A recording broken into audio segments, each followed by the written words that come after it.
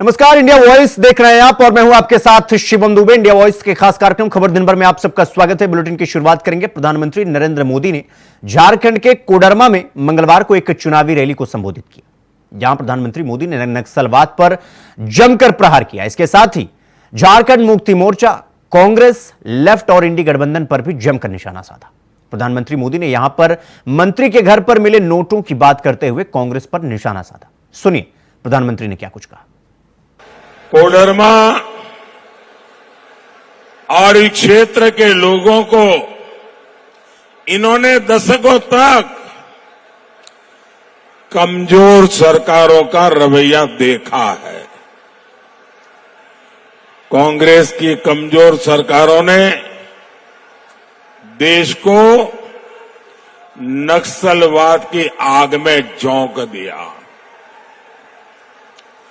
और नक्सलवाद ने देश का बहुत नुकसान तो किया ही किया, लेकिन मेरे देश की अनेक माताओं को, उनके सपनों को कुचल डाला है। जो बेटे नक्सलवाद की राह पर जाके बंदूक उठा रहे थे, उन्होंने खुद को तो बर्बाद कर दिया, उस परिवार को बर्बाद कर दिया और उस मां को जिंदगी भर रोते रहने के लिए मजबूर कर दिया। इस आग में वामपंथियों ने भी अपनी रोटियां सेकी।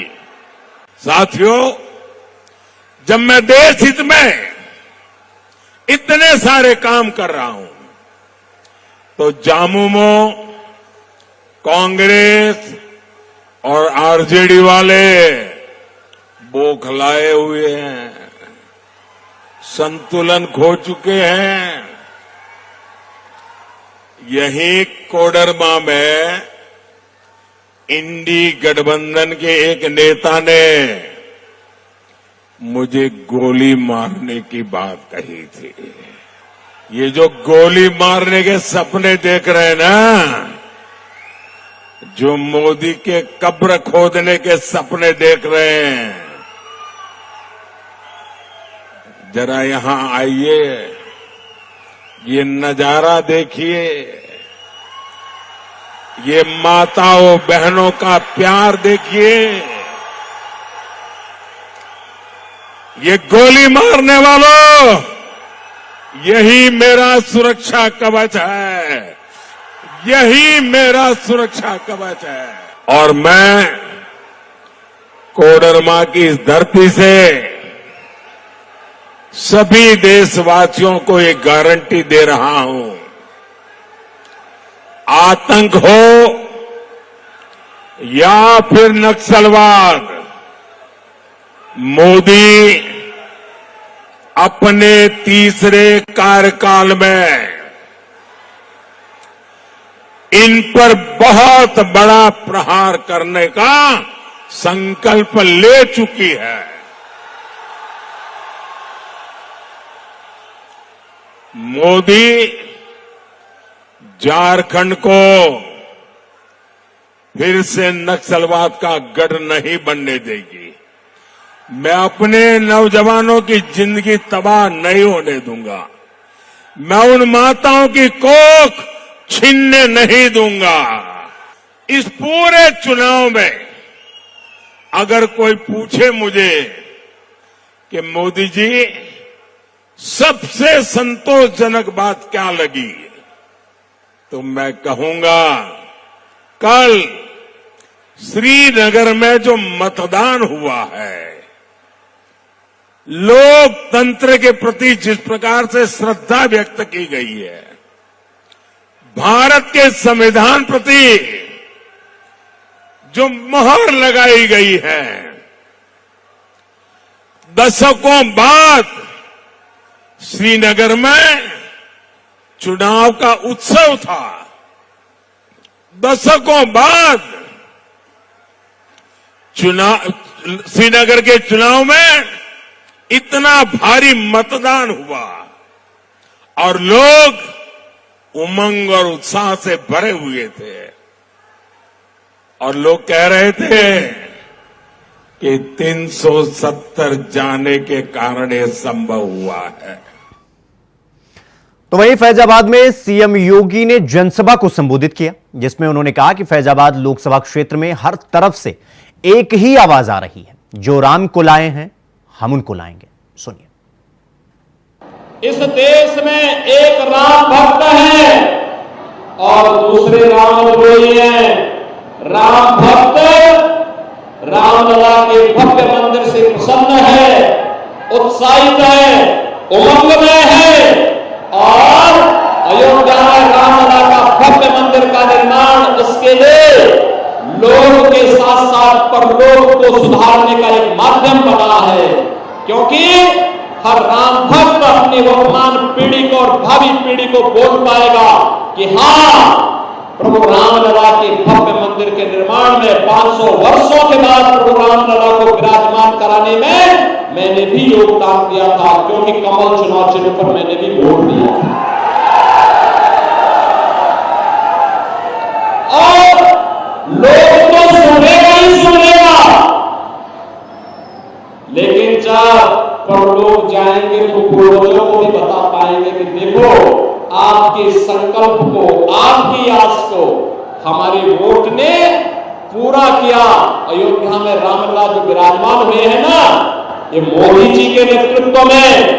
योगी जी जब प्रदेश के मुख्यमंत्री थे, लल्लू सिंह जी जब वहां के सांसद थे, सतीश शर्मा बलियाराम के विधायक थे, तब ही नहीं, बल्कि एक तब हुआ जब हमने वोट दिया। आप मुझे बताओ, लल्लू सिंह जी सांसद चुने जाते हैं तब मोदी जी प्रधानमंत्री बनते हैं ना? जब सतीश शर्मा विधायक बनते हैं तब मैं मुख्यमंत्री बनता रहूंगा। एक राम भक्त उत्साहित है, उमंग में है, और दूसरी तरफ रामद्रोही है। वे ना घुसते, कहते हैं राम मंदिर बेकार बना। बहनों और भाइयों, ये वही लोग हैं जो राम भक्तों पर गोलियां चलाते हैं। ये वही लोग हैं जिनके समय में राम जन्मभूमि पर आतंकी हमला हुआ था। ये वही लोग हैं जो लोग राम भक्तों पर गोलियां चलाते हैं और आतंकवादियों पर दायर मुकदमों को वापस लेते हैं। ये वही लोग हैं जो कहते थे अयोध्या में परिंदा भी पर नहीं मार सकता। और बहनों और भाइयों, जब आप अयोध्या गए होंगे दर्शन करने के लिए, आपने देखा होगा लाखों का जन सैलाब वहां दर्शन के लिए उमड़ा हुआ है। देख रहे हैं ना? बहनों और भाइयों, या तो रामद्रोही मोदी जी का विरोध कर रहा है या पाकिस्तान विरोध कर रहा है। दोनों के स्वर एक जैसे मिल रहे हैं इस समय, क्योंकि राम भक्त जो है वह राष्ट्र भक्त भी है।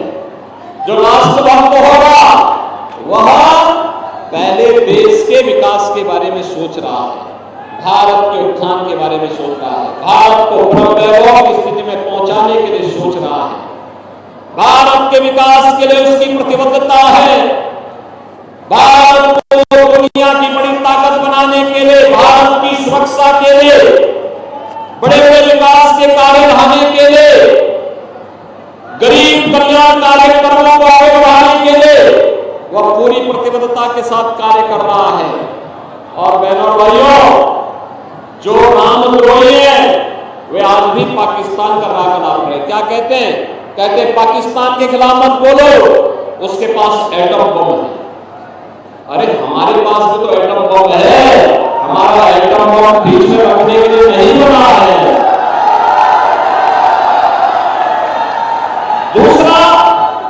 दूसरा हम ये भी बोलना चाहते हैं कि बहनों और भाइयों, एक तरफ एटम बम की धमकी से भारत के दुश्मनों के उत्साह को बढ़ाने का प्रयास कर रहे हैं, और दूसरी तरफ ये लोग राम मंदिर का विरोध करके आपको अपमानित करने का प्रयास कर रहे हैं। बहनों और भाइयों, आपका एक वोट कितना महत्वपूर्ण है यह आपने देखा होगा 2014 के पहले का भारत और 2014 के बाद का भारत। तो वहीं प्रधानमंत्री मोदी ने मंगलवार को वाराणसी लोकसभा सीट से अपना नामांकन पत्र दाखिल किया, जिस पर उन्होंने 2014 में पहली बार और 2019 में दूसरी बार जीत हासिल की थी। सफेद कुर्ता पायजामा और नीली सदरी पहने मोदी अपना नामांकन पत्र दाखिल करने के लिए वाराणसी जिलाधिकारी के कार्यालय पहुंचे। इस दौरान उत्तर प्रदेश के मुख्यमंत्री योगी आदित्यनाथ भी मौजूद थे। मोदी ने नामांकन पत्र दाखिल करने से पहले उनका स्वागत करने के लिए एकत्र भीड़ की ओर हाथ हिलाकर उनका अभिवादन किया।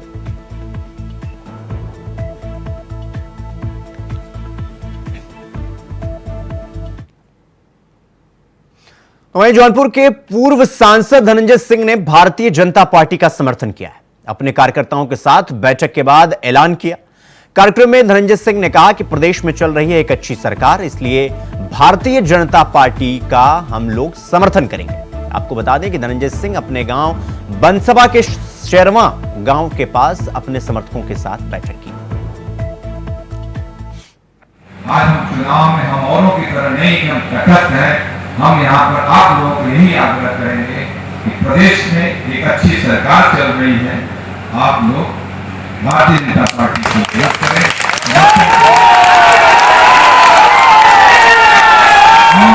और ऐसा नहीं हम लोगों की लड़ाई सरकारों के साथ एक बात और कहना चाहता हूँ, हम लोगों की लड़ाई सूर्य सरकारों से कभी समाप्त होने वाली है। जब तक हम जनता के हित में लड़ते हैं, हम ही नहीं, अगर अखिलेश उठ के खड़े होंगे जनता के हित में लड़ेंगे तो अखिलेश के ऊपर मुकदमे कायम होंगे। अगर हसीब उठ के खड़े होंगे जनता के लड़ेंगे, उनके ऊपर मुकदमे कायम होंगे। समझ रहे हैं? क्या आदरणीय कदमनाथ सिंह जी खड़े होंगे तो उनके ऊपर मुकदमे कायम होंगे। चाहे हमारा प्रशांत गौतम उठ के खड़ा होगा लड़ेगा तो उसके ऊपर मुकदमे कायम होंगे। जनता के हित के लिए लड़िए, डरिए मत। और हम सब लोग इसी बात के साथ आप सब लोगों से आग्रह करते हैं। बुलेटिन में रुकेंगे एक छोटे से ब्रेक के लिए। खबरों का सिलसिला जारी है, फौरन लौट रहे हैं। ब्रेक के बाद एक बार फिर आप सबका स्वागत है। मेरे साथ रुक करेंगे अगली खबर की ओर। आपको बता दें कि उत्तर प्रदेश के झांसी में इंडिया गठबंधन की संयुक्त रैली हुई। इस रैली में कांग्रेस के पूर्व अध्यक्ष राहुल गांधी और समाजवादी पार्टी के मुखिया अखिलेश यादव शामिल हुए। रैली में राहुल गांधी ने कार्यकर्ताओं को बब्बर शेर बताया। उन्होंने कहा कि आमतौर पर जंगल में बब्बर शेर अकेले रहते हैं, लेकिन यहां इंडिया गठबंधन के हजारों बब्बर शेर एक साथ हैं। सुनिए। का काम है मोबाइल फोन की लाइट जलाओ,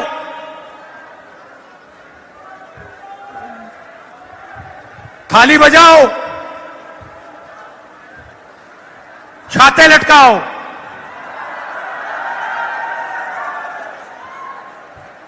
मगर भाइयों और बहनों,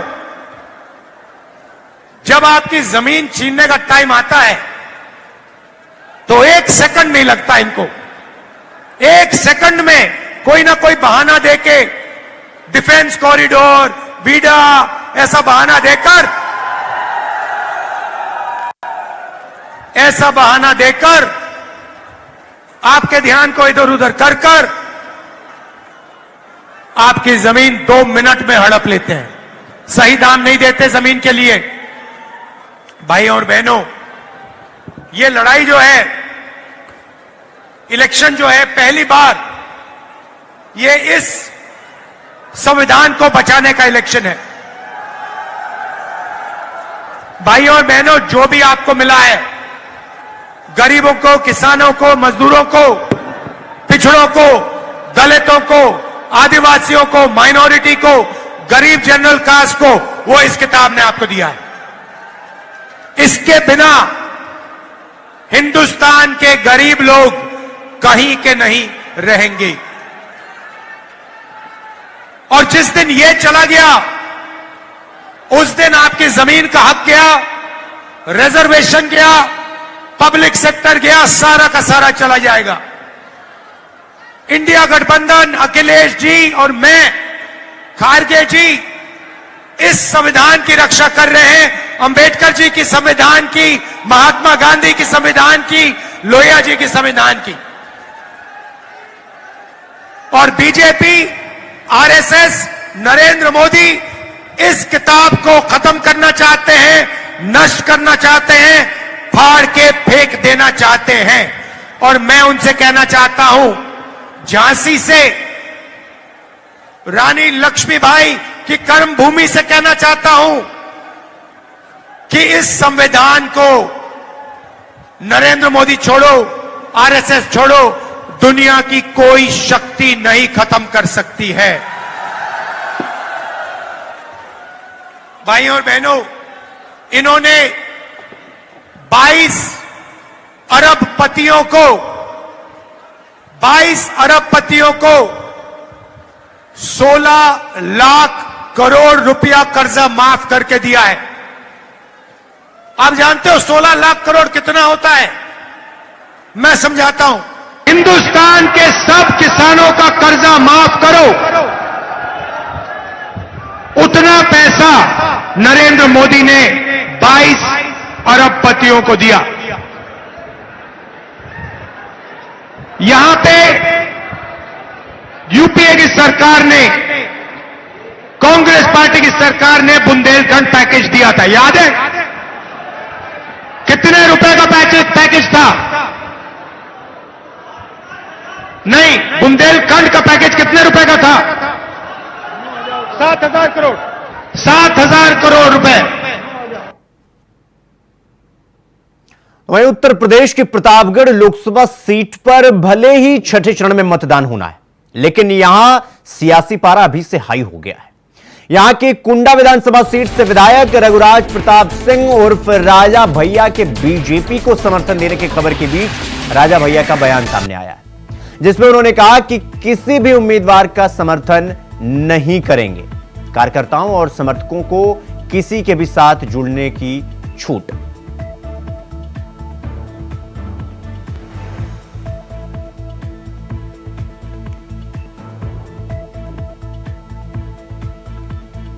उसमें जैसी कोई बात नहीं थी।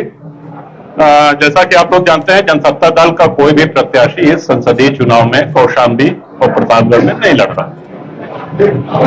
हमने वो कारण भी रखा आप लोगों के सामने और बराबर पूरे क्षेत्र से समर्थकों का, मतदाताओं का, शुभचिंतकों का, कार्यकर्ताओं का फोन और संपर्क करके ये प्रश्न उनके बराबर हमसे पूछे जा रहे थे कि करना क्या है इस चुनाव में। तो सबसे राय लेने के बाद अब ये निर्णय लिया गया कि इस चुनाव में जनसत्ता दल की तरफ से कोई किसी के समर्थन का निर्णय नहीं लिया गया है और सभी सम्मानित जो कार्यकर्ता समर्थक है, जिनका जहां मन हो, जिसको मतदान करना, जिसको आशीर्वाद देना, वो स्वतंत्र है, वहां कर सकते हैं। भाजपा संजीव बलियान के आए थे और सपा कैंडिडेट जहां तक संजीव जी की बात है, वो हमारे व्यक्तिगत मित्र हैं, उनसे हमारा राजनीतिक संबंध नहीं है और प्रत्याशी दोनों आए थे और जो बात हम आपसे कह रहे हैं उनसे भी हमने यही कहा कि ये कार्यकर्ता सम्मेलन के बाद ही स्थिति स्पष्ट हो पाएगी। तो वहीं आम आदमी पार्टी की राज्यसभा सांसद स्वाति मालीवाल के साथ मारपीट की घटना को लेकर बड़ा खुलासा हुआ है। आम आदमी पार्टी के सांसद संजय सिंह ने बताया कि स्वाति मालीवाल के साथ केजरीवाल के ही पीए वैभव कुमार ने ही बदसलूकी की थी। उन्होंने कहा कि स्वाति मालीवाल के साथ हुई घटना निंदनीय थी और इस पर अरविंद केजरीवाल ने घटना का संज्ञान लेते हुए कड़ी कार्रवाई के निर्देश दिए। 24 घंटे की चुप्पी के बाद इस मामले पर आम आदमी पार्टी की ओर से आज पहला बयान सामने आया है। एक बहुत ही निंदनीय घटना घटित हुई, जिसके बारे में आप सबको बताना चाहता हूं। कल सुबह अरविंद केजरीवाल जी के आवास पर स्वाति मालीवाल जी मिलने के लिए पहुंची थी, ड्राइंग रूम में इंतजार कर रही थी। इस बीच विभव कुमार जी वहां पे आते हैं और उन्होंने स्वाति मालीवाल जी के साथ बहुत बदतमीजी की, अभद्रता की। इस पूरे मामले की जानकारी 112 नंबर पे कॉल करके स्वाति मालीवाल जी ने पुलिस को दी। इस घटना की जितनी निंदा की जाए कम है। अरविंद केजरीवाल जी ने पूरी घटना को संज्ञान में लिया है और इस पूरे मामले में सख्त कार्रवाई करने को कहा है। जहां तक स्वाति मालीवाल जी का प्रश्न है, स्वाति मालीवाल जी ने देश के लिए, समाज के लिए बड़े काम किए हैं। पार्टी की पुरानी और सीनियर लीडर में से एक हैं। हम सब उनके साथ हैं और निश्चित रूप से ये जो पूरा प्रकरण हुआ है इसको मुख्यमंत्री जी ने गंभीरता में संज्ञान में लिया है और इस पे कार्रवाई करेंगे। आम आदमी पार्टी ऐसे लोगों का समर्थन नहीं करती है, ये स्पष्ट करना चाहते हैं। कांग्रेस नेता और वायनाड से सिटिंग सांसद राहुल गांधी की Sultanpur MP MLA magistrate court में मंगलवार को मानहानि मामले में सुनवाई नहीं हुई। यहां विशेष मजिस्ट्रेट की तैनाती नहीं हो सकी है। राहुल के अधिवक्ता की ओर से हाजिरी माफी भी दी गई है। अब केस की सुनवाई 27 मई को होगी।